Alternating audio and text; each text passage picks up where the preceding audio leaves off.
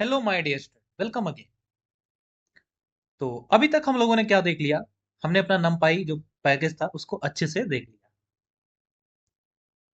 तो एक बार मैं आपको पांडा शुरू करने से पहले एक बार मैं नमपाई से बताता हूँ कि नमपाई क्या करता था। वहां नमपाई में हम लोग काम किसके साथ करते थे? एरे के साथ में काम करते थे। एरे डाटा स्ट्रक्चर होता था, उसके साथ में काम करते थे। और इस एरे में जो हमारा डाटा टाइप होता था वो क्या होता था? होमोजीनियस होता था। मतलब कि हमारा जो एरे में डाटा स्टोर होता था वो सभी एक ही टाइप के होते थे। और ये मोस्टली क्या करता था? ये हमारे जो न्यूमेरिक डाटा होते थे उनको आराम से हैंडल करता था और न्यूमेरिकल कंप्यूटेशन करता है।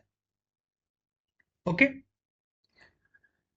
लेकिन अब क्या हुआ कि जैसे जो हमारे पास रियल वर्ल्ड के जो डाटा होते हैं, क्या वो सभी डाटा हमेशा न्यूमेरिक ही होते हैं?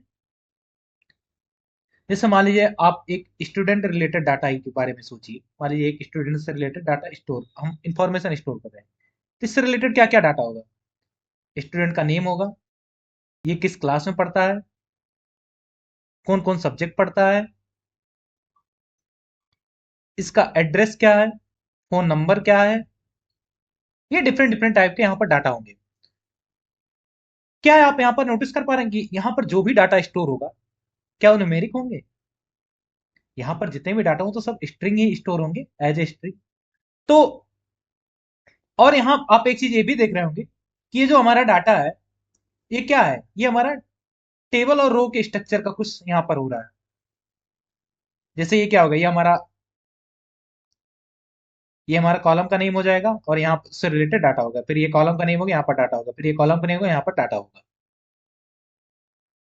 और अब जैसे जो सब्जेक्ट है, अगर यहीं पर मैं एक एट्रीब्यूट और लगा दूं, मार्क।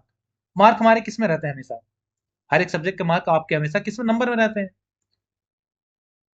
तो अब क्या हो गया? अब आपके पास जो डाटा आ गया वो कैसे आ गया? वो आ गया रो और कॉलम में। ओके।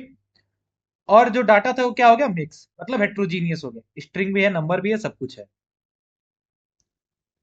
और यहां पर क्या करना है आपको? ये सभी डाटा को लेके आपको एनालिसिस करना है। तो अब यही हमारा काम आता है पांडाज।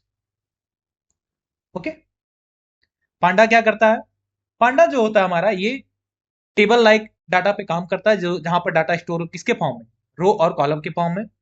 और यहाँ पर क्या होता है, हमारा जो डाटा टाइप होता है क्या होता है? मिक्स्ड होता है, मतलब हेट्रोजीनियस होता है। और ये किस लिए यूज होता है? ये हमारा डाटा एनालिसिस के लिए यूज होता है। ठीक। अब आपको एक क्लियरिटी समझ आएगा कि नमपाई पाइथन पढ़ने के बाद हमें जो पांडाज है उसको पढ़ने की क्यों जरूरत पड़ी। ओके। अब जैसे यहां पर ये देखिए आप कि जो हमारा पांडाज होता है ये एक पाइथन लाइब्रेरी है जिसका यूज हम करते हैं किसके लिए?